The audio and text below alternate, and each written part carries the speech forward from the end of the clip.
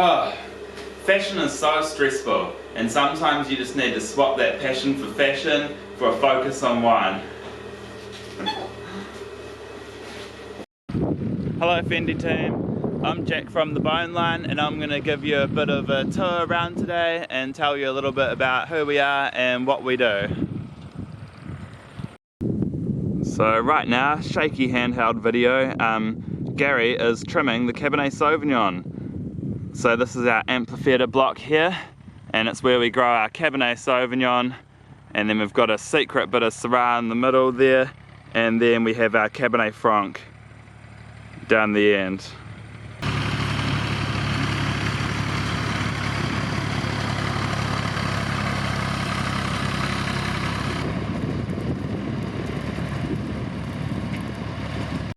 Oh, hold up, who's this guy? This is Percy. So Percy's my helper. Here we really embody the wine dog ethos, and we do like it if everybody brings a dog to work. This is my dog. He's a Bishitsuese, that's a mix of Bichon, Shih Tzu and Maltese, and he's an asset to the business, that's for sure. This is what we call Hell Block because of its dry and barren nature originally, but now it is a lot less rocky. Oh, what's going on down there, Percy? Lindsay is walking Leia. Uh-oh, she's definitely gonna go rogue and come up here now. So Hell Block used to have a well in it, and it's a bit of a dad joke that someone said, let's go down to Well Block, and they said, more like Hell Block because of the harsh working conditions down there in the hot wind. But yeah, it actually puts out some really interesting fruit because of the high water table, and it grows really, really explosive, sort of luscious vines down here, as it is close to the river, if you can see that.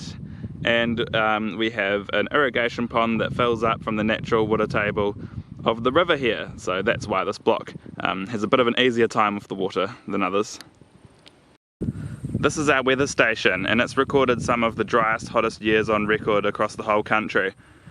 It's a digital one and sends all of the information to Niwa every 7 seconds. And we have our old one down here somewhere, which my dad used to look after every year and send the data manually to Niwa. So this is where the Bare Bone Chardonnay is grown. You can see at the moment that we've just been putting nets out on it, and this week everyone will be working to get the nets out across the whole vineyard.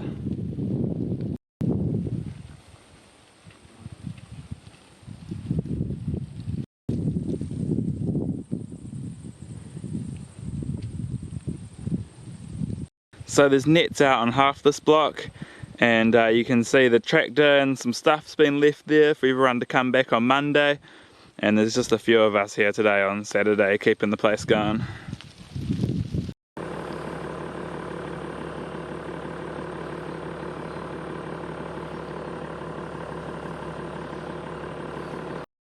Not the safest way to film, but it's getting some great shots. So this is part of our vineyard walkway, and it has 22 signs around the walkway. Gives people lots of information on viticulture, why we planted where, and the different styles of wine that we make. So this is just another view of Hell Block here, with the Sauvignon, and then Riesling, then Chardonnay, and we have some more Chardonnay that we have planted down here. Some new vines that are just loving the sort of extra water that we're getting this summer at the moment.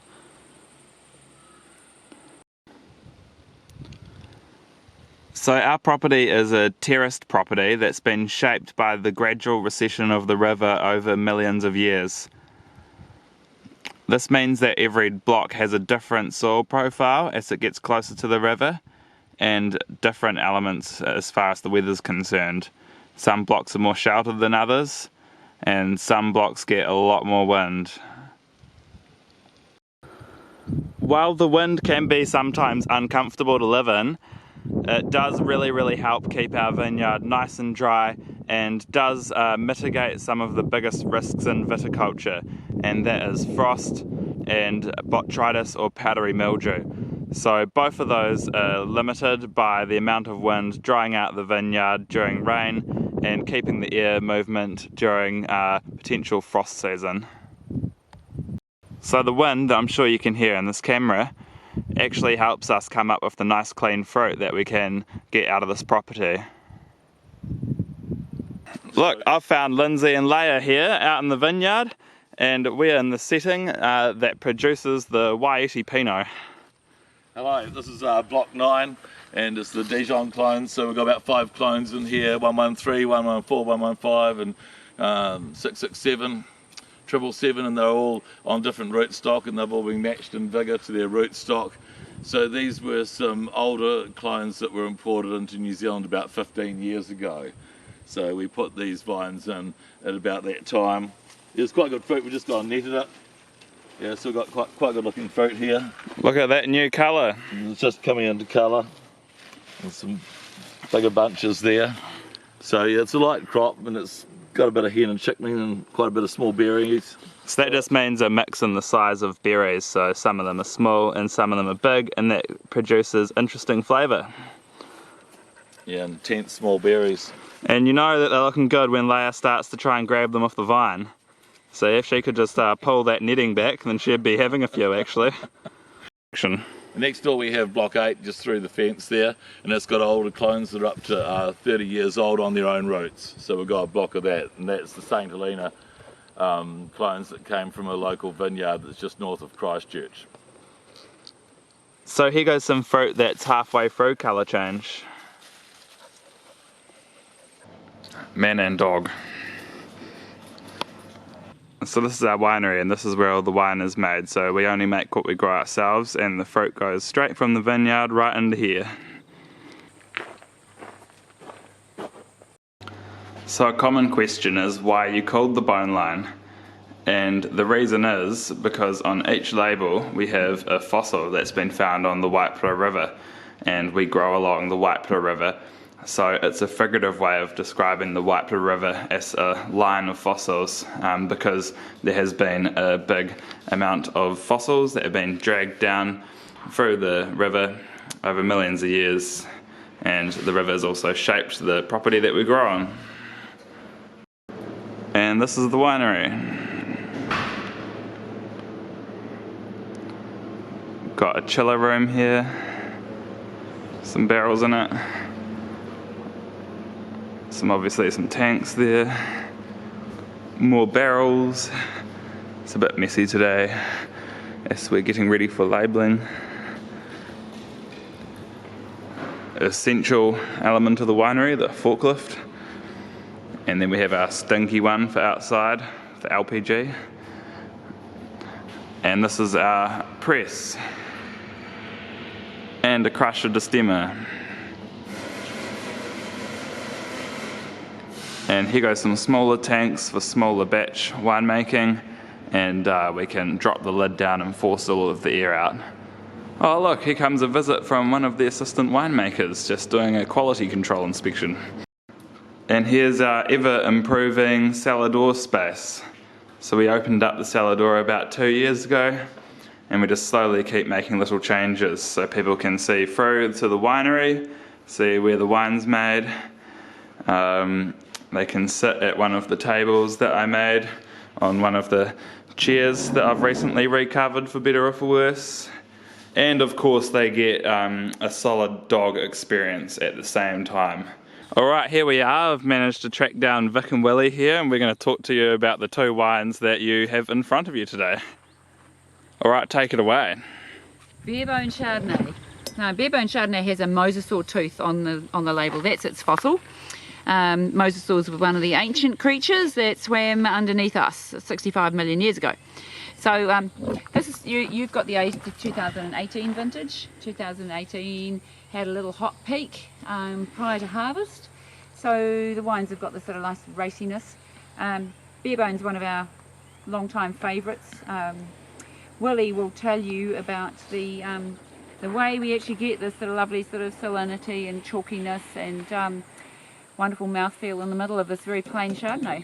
Yeah, so Bare Bone Chardonnay is basically built around acid, We do a lot of stainless steel ferments with it, and then from there we don't do malo, but we do a lot of lees work, and that brings out, fills out the character, fills out the backbone of the acid there.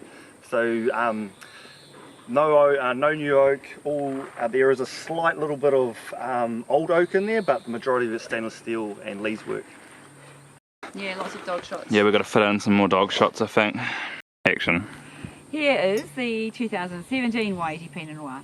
And the Iti has a mower's toe, that's a fossilised mower's toe on its sort of creature. Also found underneath where we are. The mower is a very recent non-fossil creature. Anyway, it's a massive New Zealand native bird, just to add that in for anyone who might not know what a moa is, and it's extinct now. Yeah, bigger than an ostrich. The 2017 was a lovely year.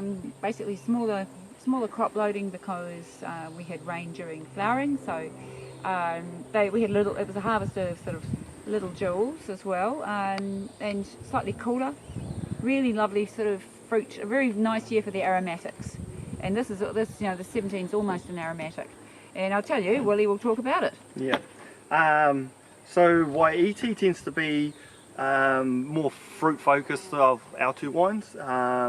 We keep, like with our Waimanu, we keep them all separate during ferment and all the way through to like a blending stage, if you will.